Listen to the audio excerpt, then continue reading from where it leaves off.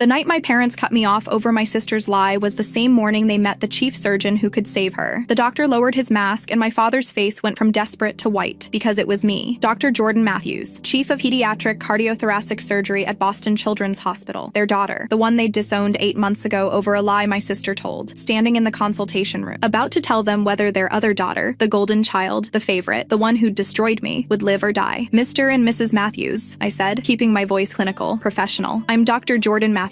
I'll be performing your daughter's surgery. My mother's coffee cup slipped from her hand, hit the floor, shattered, brown liquid spreading across white tile like blood. My father stood up, sat back down, stood again. Jordan, he whispered, that's Dr. Matthews to you. 8 months earlier, I'd been planning my parents' 40th anniversary party for 3 months when my sister's lie destroyed everything. Rachel was 26, 2 years younger than me. She'd always been the pretty one, the charming one, the one who could do no wrong. I was the responsible one, the one who went to medical school, the one who worked 80-hour weeks during residency, the one who never caused problems. We'd grown up in Wellesley, Massachusetts, upper middle-class suburb, good schools. My father was a commercial real estate developer. My mother was a pediatric dentist who'd retired early to focus on the family, which really meant focus on Rachel. Rachel had been a competitive figure skater, national level. My parents spent $60,000 a year on coaches, costumes, travel, ice time. I spent high school studying in the stands at skating rinks, doing homework in hotel rooms during competitions. Your sister has a gift, my mother would say. She needs support. I got a full academic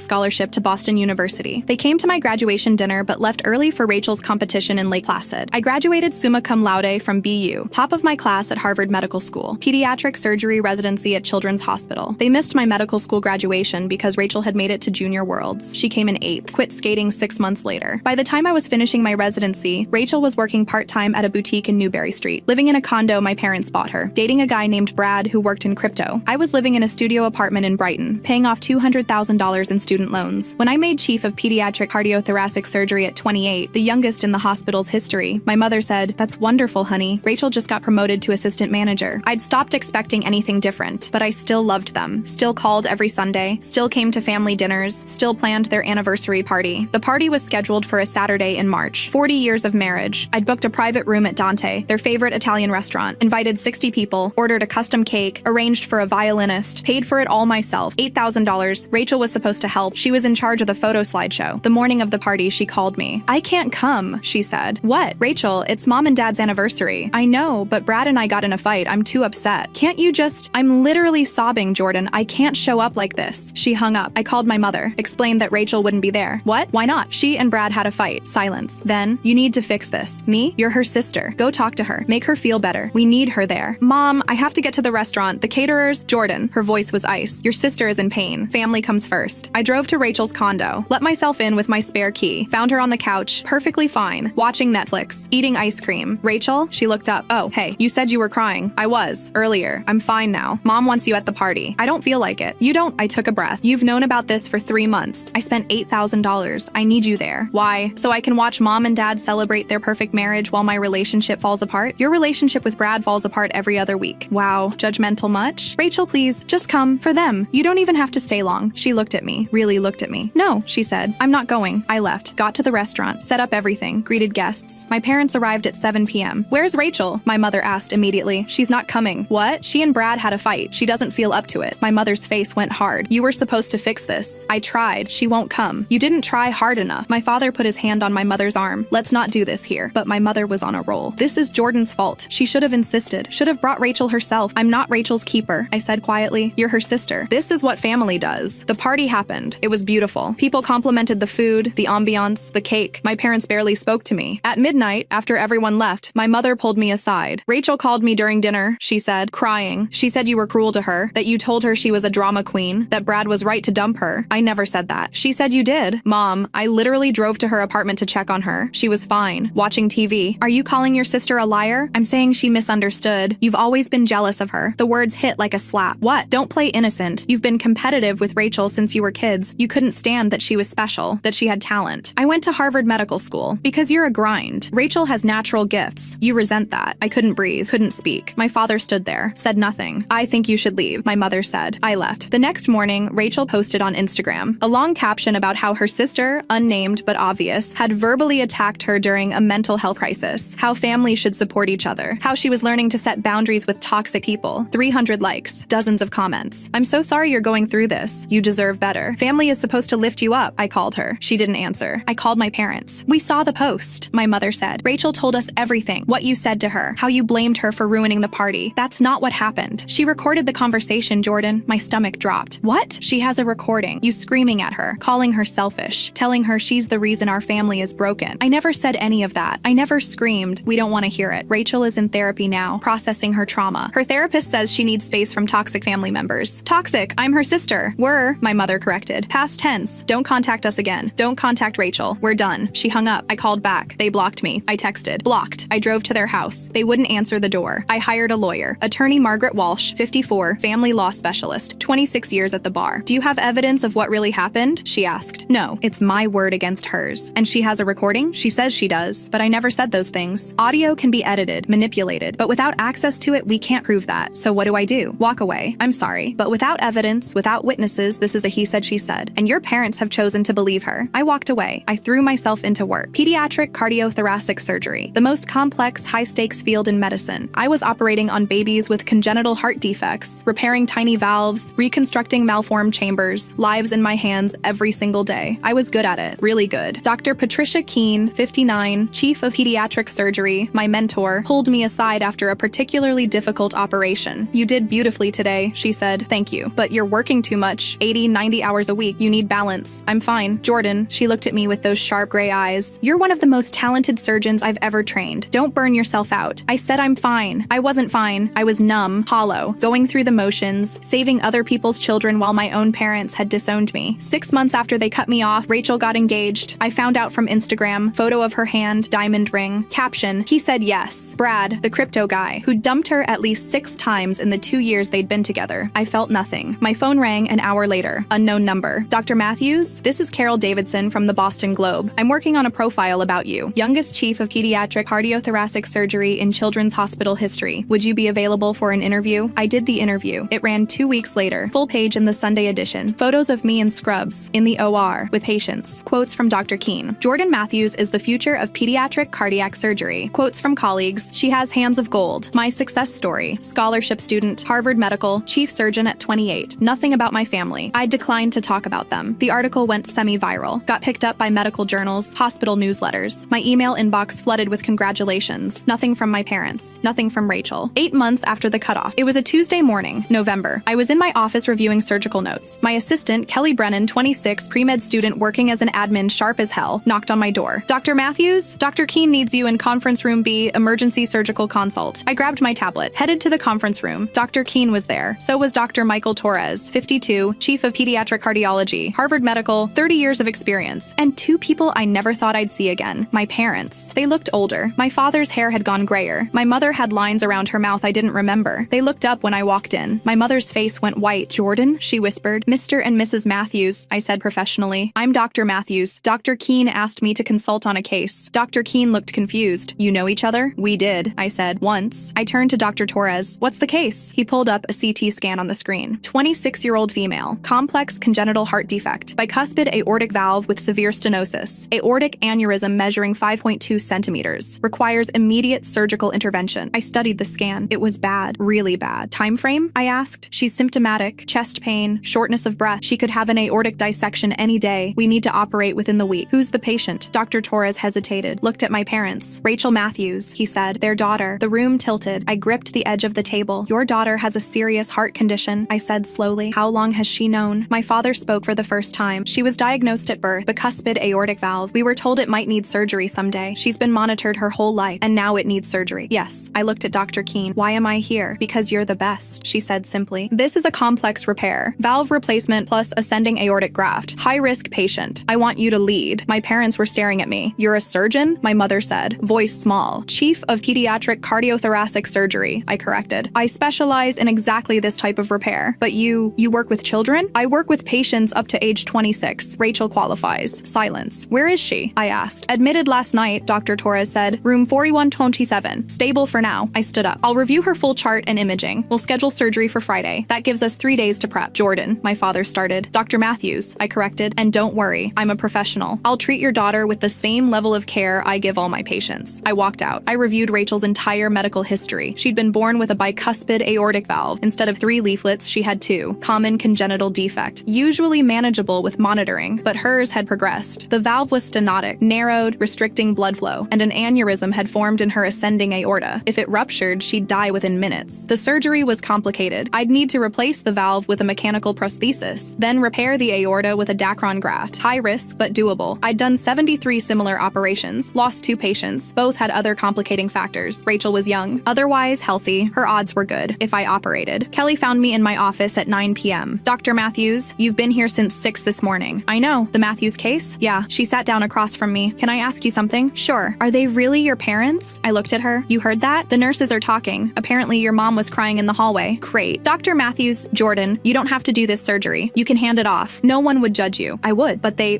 cut me off. I know. They believed my sister's lies. They called me toxic. They blocked me. I rubbed my eyes. But she's still my sister, and I'm still a surgeon. I don't get to pick and choose who deserves to be saved. Kelly was quiet for a moment. You're a better person than I'd be, she said finally. I'm not a better person. I'm just a person who knows what the oath means. I visited Rachel the next morning. She was in her hospital bed, pale, monitors beeping, IV in her arm. She looked up when I walked in. Her eyes widened. Jordan? Hi, Rachel. What are you? She looked at my white coat, the badge, the stethoscope. You're my surgeon? Chief of Pediatric Cardiothoracic Surgery, I said. I'll be performing your operation Friday morning. She started crying. I'm so sorry. I'm so sorry. I pulled up a chair. Tell me about your symptoms. When did the chest pain start? Jordan, please. I need to tell you after we discuss your medical condition. When did the symptoms start? She wiped her eyes. 3 months ago. Just little things. Getting winded going upstairs, feeling tired. And the chest pain? 2 weeks ago. Really bad. Like something was squeezing my heart. I examined her, listened to her heart, checked her vitals. The murmur was obvious, loud, harsh, the sound of blood struggling through a narrowed valve. Your aorta is dilated, I explained. An aneurysm. If it ruptures, you'll die before we can get you to an OR. We need to repair it before that happens. Am I going to die? Not if I can help it. Jordan, I need to ask you something. I interrupted. That recording, the one you told mom and dad about, where I supposedly screamed at you, called you selfish. She looked away. There was no recording. I know. I made it up. I was just so, I don't know, jealous. You have this amazing life, this career. You're important. And I'm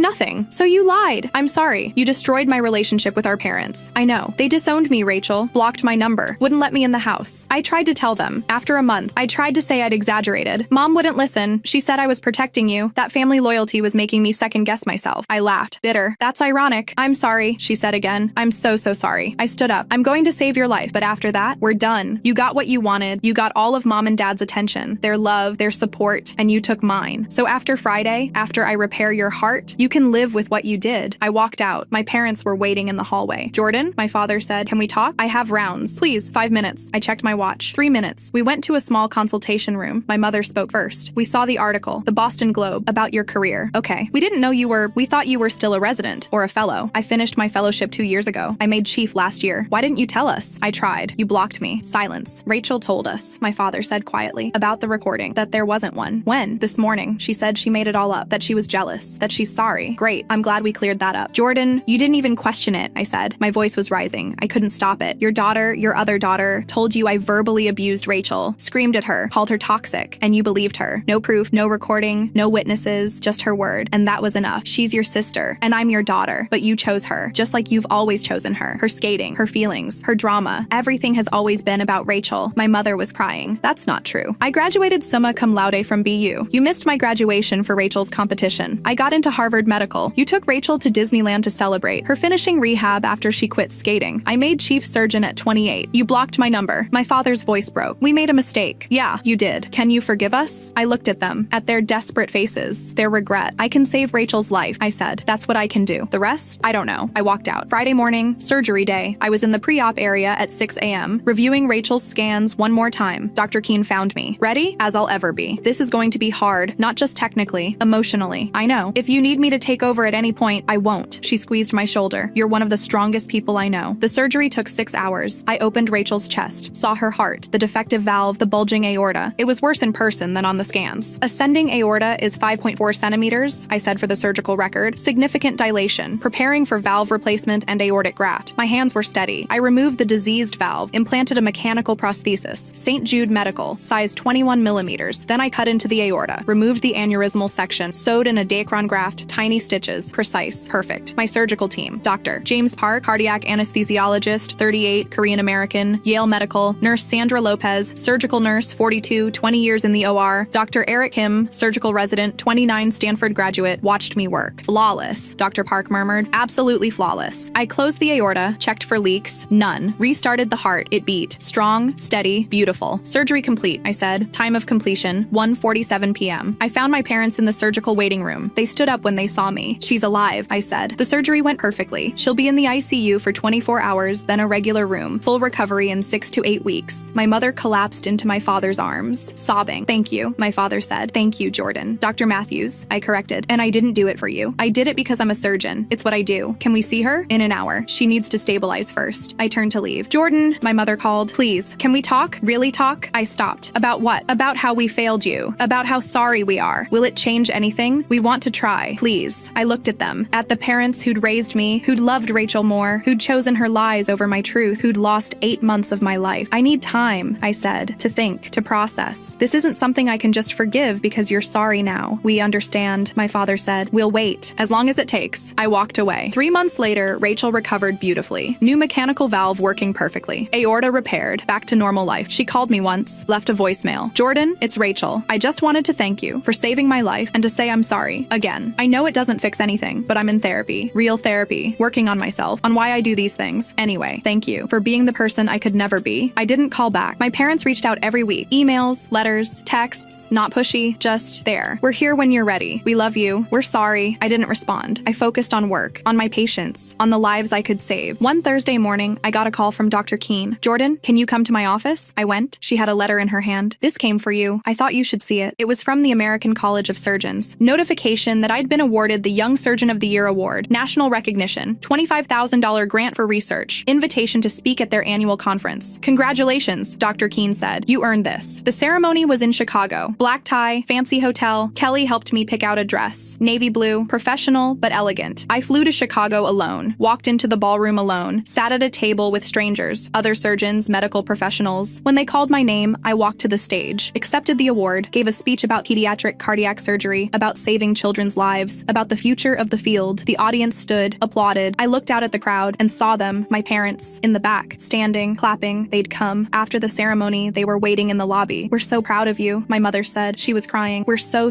proud. How did you know I'd be here? We've been following your career, reading everything, watching from afar. When we saw you won this award, we had to come. I stood there, in my Navy dress, with my award, looking at the parents who'd failed me, who'd shown up anyway. I'm not ready to forgive you, I said. Not yet. We know, my father said. We just wanted you to know we see you now, really see you, what you've accomplished, who you are. It took almost losing Rachel for you to notice me? Yes, my mother said simply, and that's on us. We failed you, Jordan. We put Rachel first for your entire life. We didn't see what we were doing until it was too late, until we'd lost you. You didn't just lose me, you threw me away. I know, over a lie, without even asking for my side. I know. I took a breath. I need more time. We'll give you all the time you need, my father said, but we're not giving up. We're not walking away again. I nodded. Okay. Can we take you to dinner to celebrate? I thought about it. Really thought. Okay, I said, dinner. But that's it. We went to dinner. Italian restaurant, small talk, careful conversation. My mother asked about my patients, my research, my life. My father told me they'd kept every article written about me, every mention, had a folder in their house with my accomplishments. We wanted to be part of it, he said. But we didn't feel like we deserved to be. You didn't, I agreed. No, my mother said. We didn't. At the end of dinner, as we stood on the sidewalk in Chicago, my mother hugged me. I let her, didn't hug back, but I didn't pull away either. Thank you for saving Rachel, she whispered, and thank you for this, for giving us this chance. 1 year later, I still hadn't fully forgiven them, but we were rebuilding, slowly. Sunday dinners once a month, phone calls every few weeks, careful, tentative. Rachel and I weren't speaking. She'd gone to therapy, made progress, but I wasn't ready. Maybe I never would be, but I'd saved her life, and that had to count for something. One Saturday morning, I was in my office when Kelly knocked. Dr. Matthews, you have a visitor? Who? He says he's a reporter. Boston Globe. Wants to do a follow-up on your profile. I sighed. Fine, send him in. The reporter walked in. Young guy, maybe 30, notebook in hand. Dr. Matthews, thank you for seeing me. I'm Ryan Chen, Boston Globe. I'm working on a follow-up piece about you, the Young Surgeon Award, your continued success. I heard an interesting story about a surgery you performed last year. Saved your sister's life after your family had disowned you? My stomach dropped. Who told you that? Multiple sources at the hospital. It's a compelling human interest angle. Family estrangement, redemption, forgiveness. That's not a story I want told, but it's newsworthy. The youngest chief surgeon in the hospital's history, saving the life of the sister who'd lied about her. That's powerful. It's private. Dr. Matthews, with all due respect, you're a public figure in the medical community. This story could inspire people, show that healing is possible. I looked at him, at his eager face, his notebook. You want to know what the story is? I said. The story is that I'm a surgeon. I took an oath. First, do no harm. And that includes not letting my personal feelings interfere with with my professional responsibility. So it's not about forgiveness, it's about being a doctor. That's the story, not some feel-good redemption arc. I did my job, that's it. He wrote that down. Can I quote you? You can write whatever you want, but if you sensationalize my family's dysfunction for clicks, I'll make sure every medical publication knows you exploited a patient privacy issue for a story. He closed his notebook. Understood. Thank you for your time. He left. The article ran 2 weeks later. Professional, respectful, focused on my career achievements. Mentioned the surgery only in passing as an example of my dedication to my patients. My parents sent me a copy with a note. You handled that with grace. We're proud of the woman you've become. Despite us, not because of us. Love, Mom and Dad. I put it in a drawer, not ready to frame it, but not ready to throw it away either.